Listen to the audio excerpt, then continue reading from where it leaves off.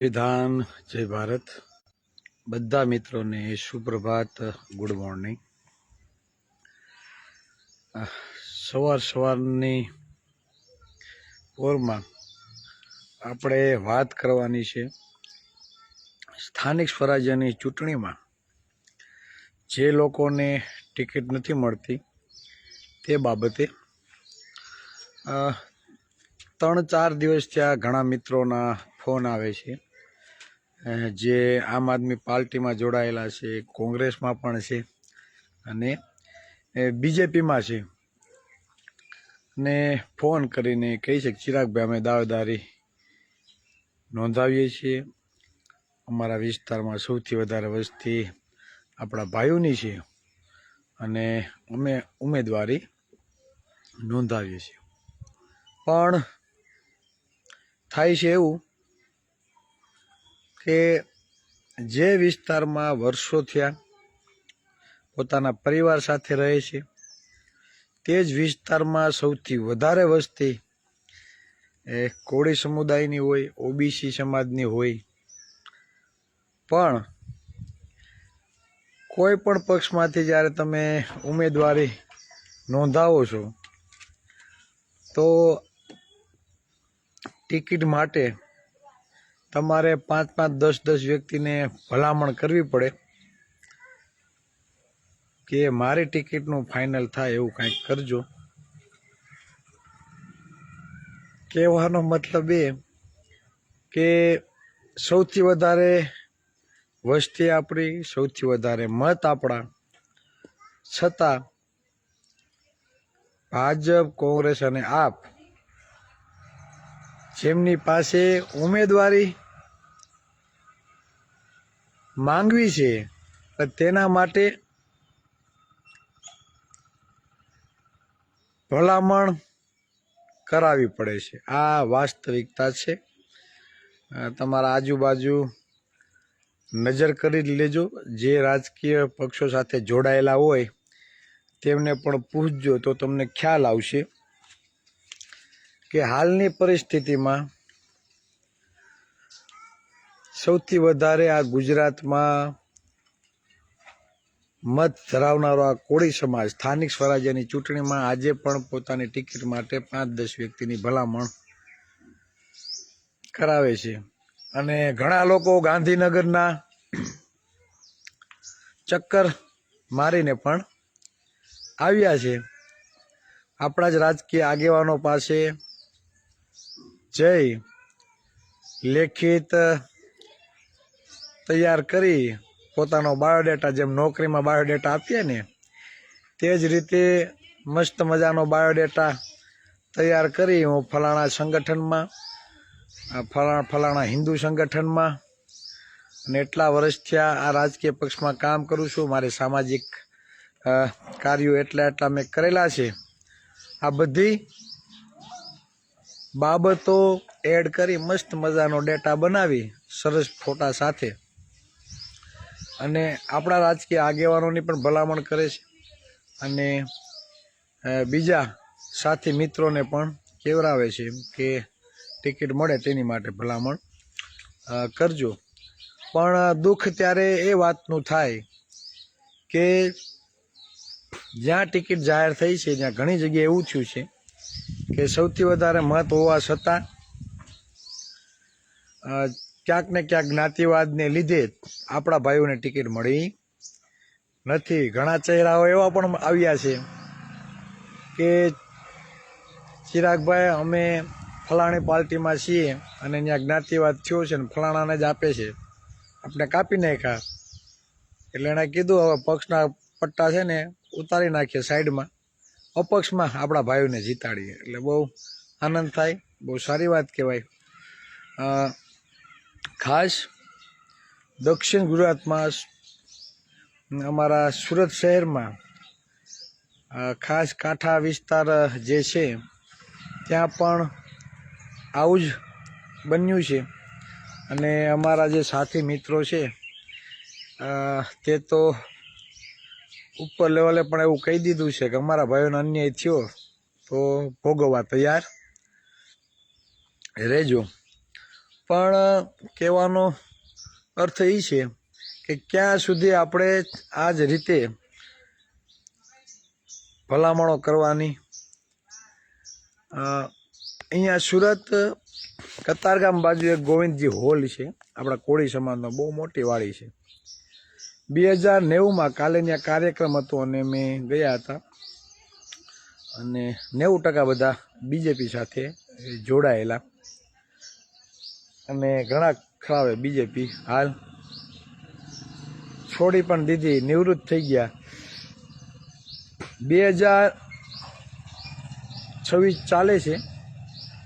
હું 1990ની વાત કરું, જ્યારે આ ગોવિંદજી હોલ બનવાની જ્યારે શરૂઆત થઈ, સમાજની વાડી જ્યારે બનવાની શરૂઆત થઈ, કાલે મને જાણવા મળ્યું કે આ વાડી બનાવવા માટે એક કોળી સમાજના દાનવીરે તે સમયમાં 11 લાખ રૂપિયાનું દાન કરેલું.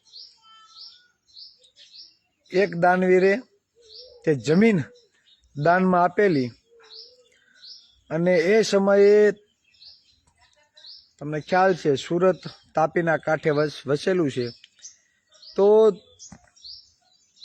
ત્યારે ગોવિંદજી હોલની ફરતી કોર ગામો હતા, નાનીવેડ, ડભોલી ગામ, વરિયાવ. એટલે ત્યાં રેતી કાઢવાનું કામ હતું, નદીમાંથી રેતી નીકળતી અને ત્યારે આપણા ભાઈઓની જમીન અને ત્યાંથી રસ્તો નીકળતો. કોઈને પણ ટ્રેક્ટર લઈને ત્યાંથી કે મોટું વાહન લઈને ત્યાંથી નીકળવું હોય એટલે એ સમયમાં વાહનો પાસેથી 10-10 રૂપિયા ઉઘરાવવામાં આવતા.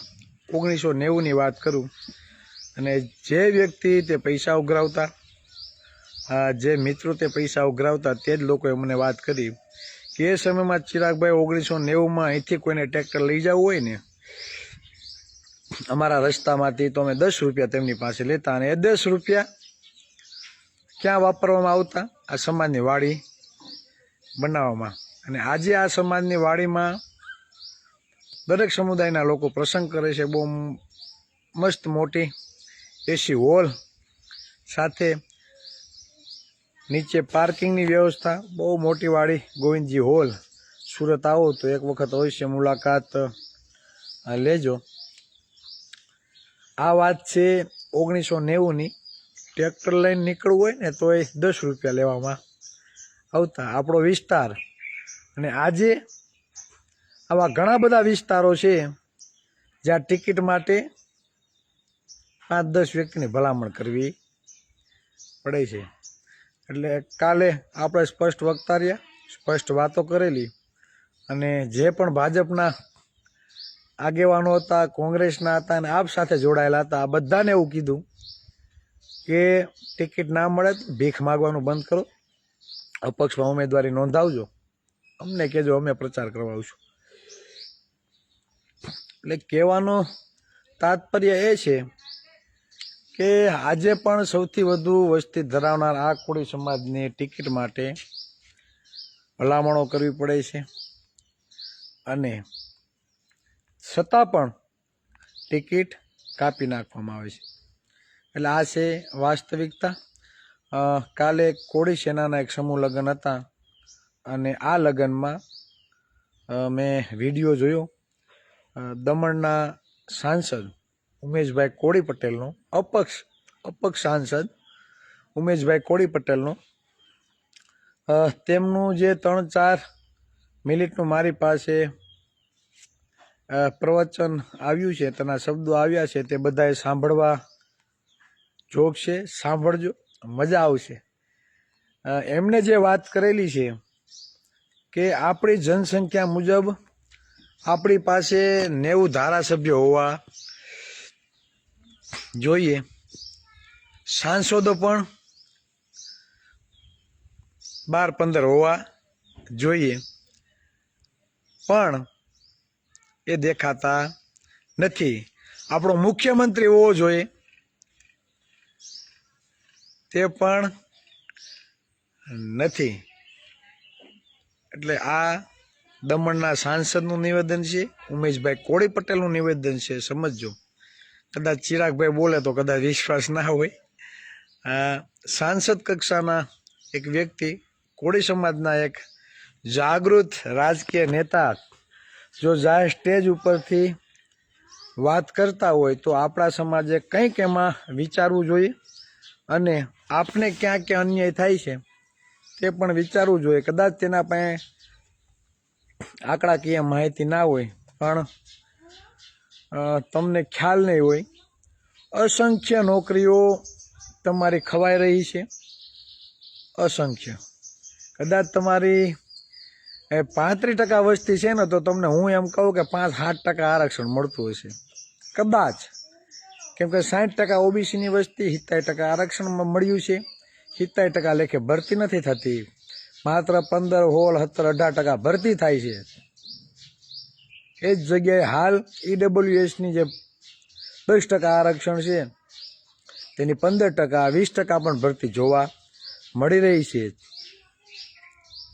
વર્ગ 1 અને 2, ક્લાસ 1 અને 2 ઓફિસરમાં પણ આપને જે અન્યાય થઈ રહ્યો છે તે કોઈ સીમા બહાર. મૌખિક ઇન્ટરવ્યુમાં મસ્ત મજાનો જાતિવાદ, કદાચ કોઈ એકાદાનું સિલેક્શન કોળીમાંથી કદાચ થતું હોય, બાકી બધાને ઉડાડી આપવામાં આવે છે. આ વાસ્તવિકતા છે. આજે નહીં તો ભવિષ્યમાં તમારે આ સમજવું પડશે, એના વગર છૂટકો નથી. કાલે જે કતારગામ ગોવિંદ હોલમાં મારો વારો આવ્યો બોલવાનો, એટલે મેં સ્પષ્ટ શબ્દમાં કીધું, તમારા જ કતારગામમાં તમે જો જે કિરણ હોસ્પિટલ પાટીદાર સમાજના આગેવાનોએ બનાવેલી છે, મુખ્યમંત્રી મોદી સાહેબ હતા ત્યારે એમની રૂબરૂ મુલાકાત થઈ અને એમને કીધું કે 100 કરોડનો પ્રોજેક્ટ લઈને આવ્યા છે. મોદી સાહેબ એવું કીધું, 100માં હોટલ ના બને ભાઈ, 1000 કરોડનો પ્રોજેક્ટ લઈને આવો હું તમારી સાથે. અને આજ પાટીદાર સમાજ 1000નો પ્રોજેક્ટ તૈયાર કર્યો અને સરકારે આજની તારીખમાં જે જમીન એને આપેલી છે કિરણ હોસ્પિટલ બનાવવા માટે, તે 1000 કરોડની જમીન અંદાજે હશે. કહેવાનો મતલબ છે પાટીદાર સમાજ શિક્ષિત છે, સંગઠિત છે, એ લોકો માંગણી કરે છે અને મળે છે, અમને કાંઈ વાંધો નથી. પણ જે બંધારણમાં સમાનતા સમાન અવસરની જે તમે જે વાત છે અને તમે જે હમણાં સમાન નાગરિકતાનો જે કાયદો લઈને આવ્યા છે બધાને ઉલ્લુ બનાવવા માટેનો, તો આમાં તો કાંઈ મને લાગતું નથી કે સમાનતા હોય તેવું. ક્ષત્રિય અને પાટીદાર સમાજના આંદોલનકારીઓના કેસો પાછા ખેંચાઈ જાય, બીજા ઓબીસી, કોળી, એસસી, એસટી સમાજના આંદોલનો લટકી રહે છે. આ વાસ્તવિકતા છે. જ્યાં જ્યાં આંદોલનો થયા છે ત્યાં શું રિઝલ્ટ મળ્યું છે? સૌથી વધારે મહત્વ જોતા કાંઈ રિઝલ્ટ મળ્યું નથી. આ બહુ બધી ગંભીર બાબતો છે. હવે છેલ્લે હું એક મારી વાત પૂરી કરીને વિરામ આપું. લાઠી તાલુકાનું માથડી જ ગામ, કદાચ હું ગામમાં ભૂલ મારી ના થતી હોય, એ ગામમાં 70 થી 75% વસ્તી કોળી સમુદાયની, અને તે ગામની આજુબાજુ માઇનિંગ થાય, માઇનિંગ થાય છે.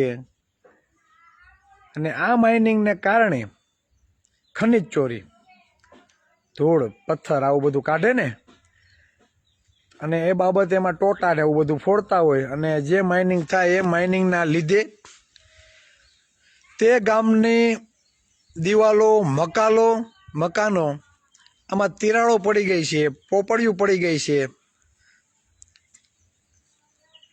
આખા ગામનું વાતાવરણ ખોરવાઈ ગયું. બાળકોની સ્કૂલ છે તેમાં પણ તિરાડો પડી ગઈ. તે જવા દો, જ્યાં માઇનિંગ થાય છે આજુબાજુની જે પણ જમીનો છે, વિડીયો અમારા પિન્ટુભાઈએ મૂકેલો છે, જોઈ લેજો. એ જમીનો આજે ખેડવા લાયક રહી નથી. તમને ધૂળના ગોટા જ તમને જોવા મળે છે. અને 2 દિવસ પહેલાં લગભગ ત્યાંથી તે ડમ્પર ચાલે છે તે ડમ્ફરોએ આપણા કોક ભાઈને ટક્કર મારેલી અને ત્યારબાદ આ વાતાવરણ ઉગ્ર બનેલું અને ગામના લોકો ડમ્ફરો ન ચલાવવા બાબતે આડા બેસી ગયા કે અહીંથી ડમ્ફરો ચાલવા જોઈએ નહીં. હવે તે વિસ્તારનો જે ધારાસભ્ય છે, આજ જે વિધાનસભા છે લાઠી, ત્યાં પણ સૌથી વધારે વસ્તી આજ કોળી ઠાકોર સમુદાયની છે અને ધારાસભ્ય છે એ બીજા સમુદાયનો છે. આજ સુધીમાં ક્યારે પણ કોળી ઠાકોર સમુદાયને એમએલએની ટિકિટ આપવામાં આવી નથી, કોઈ બી પક્ષે. બીજું એ કે 70-75% એ ગામમાં આપણા લોકો રહેતા હોય એટલે એમએલએને શું ઉપાધિ હોય, એના સમુદાયના લોકો તો રહેતા નથી. કોણ રહે? સૌથી વધારે કોળી ઠાકોર સમુદાયના. એટલે મકાન પડે, એના બાળકોને ભણવામાં તકલીફ થાય, એની જમીનો ખરાબ થાય, એને શું લેવા દેવા? એને કાંઈ લેવા દેવા નથી. આ જગ્યાએ કદાચ અન્ય સમુદાયના મકાન હોત, સવર્ણ સમાજના વસવાટ 70-75% હોત ને તો ત્યાં કાંઈ માઇનિંગ ના થાત, કોઈ વસ્તુ કાંઈ ના થાત. પણ આપણો સમુદાય છે એટલે તમારા ભોગવવું રહ્યું. કેમ કે તે વિસ્તારના કોળી અને ઠાકોર સમાજે હંમેશા ટિકિટોની ભીખ માંગી છે. કોઈ દી તમારો એમએલએ બને એવા તમે પ્રયાસો કર્યા નથી, એટલે આ તમારે ભોગવવું રહ્યું અને એનું પરિણામ અત્યારે તમે ભોગવો છો. કાલે મને એ ગામના લોકો સાથે મારે વાત થઈ, મને રૂબરૂ મુલાકાત કરવા આવ્યા અને તેમને પણ મેં આ જ વાત કરી કે અન્યાય સામે કેટલાક અંશો સુધી તમે બૂમોન બરાડા પાડશો. અમે લડવા માટે તૈયાર છીએ, તમે મક્કમ બનો અને રિઝલ્ટ ન મળે તો લાઠી વિધાનસભામાં કોળીના ઉમેદવારને તૈયાર કરો અને 2007 એક વખત આ લોકોને મતપેટીમાં પાડી દો. અમે તમારી સાથે. પણ હંમેશા ટિકિટની ભીખ માગવાની જેને ટેવ પડી ગઈ હોય એમાંથી બહાર નીકળવું પડે. ધોરાજીમાં જે બનાવ બન્યો એમાં 2 આરોપીના નામ લખવામાં આવ્યા, 2 આરોપીના નામ લખવામાં નથી આવ્યા. ત્યાં પણ 2-3 દિવસ ત્યાં મારા વાતચીત થઈ છે. કાલે પણ એક આગેવાન સાથે વાતચીત થઈ. અન્યાય થાય છે, તમે કહો કે ફલાણોનો હાથ છે, એ નથી, એણે બધું કર્યું છે, તે લોકો નામ નથી ઉમેરવા દેતા, રાજકીય ષડયંત્ર છે. તો મેં કીધું ધોરાજીમાં બીજા નંબરનું વોટિંગ કોળી સમાજનું છે. તમે કોઈ દી તમારો એમએલએ બને એવો પ્રયાસ કર્યો છે ખરા કે નહીં? તો ક્યાં સુધી અન્યાયની બરાડા અને બૂમો પાડવાની? સમાજને જે દિશામાં લઈ જવાનો છે, જે લોકો દ્વારા તમને અન્યાય થઈ રહ્યો છે તે જ લોકોને તમારે વિધાનસભામાં મોકલવા છે. તમારો મોકલવો જ નથી. તમારા મગજમાં ખાલી એવું બેસી ગયું છે કે ભાજપ, કોંગ્રેસ, આ રાજકીય પક્ષો ટિકિટ આપે તો જ ધારાસભ્ય બને, બાકી બને નહીં. આ મગજની જે માનસિકતા છે એમાંથી બહાર નીકળવું પડશે. લડશો તો મળશે. ઘરે ઘરે જાગૃતિ લાવવી પડે, વાસ્તવિકતા લોકોને બતાવવી પડે અને આપણો વ્યક્તિ વિધાનસભામાં જાય, આપણો ચહેરો વિધાનસભામાં જઈ તમારા સમાજના ન્યાય માટે, તમારા સમાજના હક અધિકારો માટે, તમારી સમાનતા, તમને યોગ્ય અવસર મળે તેના માટે વિધાનસભામાં અવાજ ઉઠાવે તે ખૂબ જરૂરી છે. એટલે ઘણી બધી આવી સીટો છે. થાય છે એવું જ્યાં સૌથી વધારે કોળી સમાજના મત છે ને ત્યાં 2 ઉમેદવાર આપણા ઊભા રહી, ત્રીજા બીજા સમુદાયમાં ઊભો રહી અને પછી આપણા હારી જાય, ત્રીજો ફાવી જાય. તો ઘણી બધી એવી સીટો છે ભાઈ, જ્યાં 1લા નંબરનું મતદાન આપણું છે, બીજા નંબરનું મતદાન આપણું છે અને 3 પક્ષમાંથી બીજા સમુદાયના ઊભે છે. આપણે કોઈ સમુદાયનો વિરોધ નથી, પણ આઝાદીના 75 વર્ષ પછી પણ આમ નામ હાયલું આવે છે ભાઈ. આઝાદીના 75 વર્ષ પછી આના થિયરી હાલે છે. આપણે પ્રભુત્વ મળતું નથી એટલે આ વાત થાય છે. કદાચ કોકને એમ થાય કે ચિરાગભાઈ જાતિવાદ કરે, પણ આ 75 વર્ષ છે આમ નામ હાલે છે એકના એક રૂટીન ભાઈ. એટલે આપણે કેવું પડે. કહેવાનો મતલબ એ કે સૌથી વધારે જ્યાં વસ્તી આપણી, વોટ આપણા, ત્યાં જો એક જ સમુદાયના વ્યક્તિને 3 પક્ષમાંથી ટિકિટ મળે તો આંખો ખુલી આવી જોઈએ અને આપણામાંથી એક જણાએ ઉમેદવારી નોંધાવી જોઈએ. આ વાસ્તવિકતા છે. એટલે કહેવાનો મતલબ એ છે કે ઘણું બધું આપણે ગુમાવી રહ્યા છીએ. માત્ર રાજકીય પક્ષો સાથે જોડાય, માત્ર મહત્વાકાંક્ષા સંતોષવા માટે એન્ટર થવું એવું ના હોવું જોઈએ. રાજનીતિમાં જાઓ પણ સમાજના જે મૂળભૂત હક અધિકારો છે, સમાજને જે અન્ય અત્યાચારો થાય છે તેના માટે તમારે અવાજ ઉઠાવવો પડે. તેના માટે સમાજને વાસ્તવિક રીતે જાગૃત કરવો પડે. હવે ઘણો બધો કકરાટ થાય છે એટલે હવે ફરી પાછા આપણે મળીશું. વાતમાં કંઈ દમ હોય તો આગળ શેર કરજો. અને લાઠી તાલુકાનું આ મેથળી ગામ, કદાચ ગામનું નામ મારા ભૂલાઈ જતું ના હોય તો એની ચર્ચા પણ ફરી પાછા આપણે કરશું. અને બને તો વિડીયો પણ અમે આજે એ બધી જગ્યાએ શેર કરશું.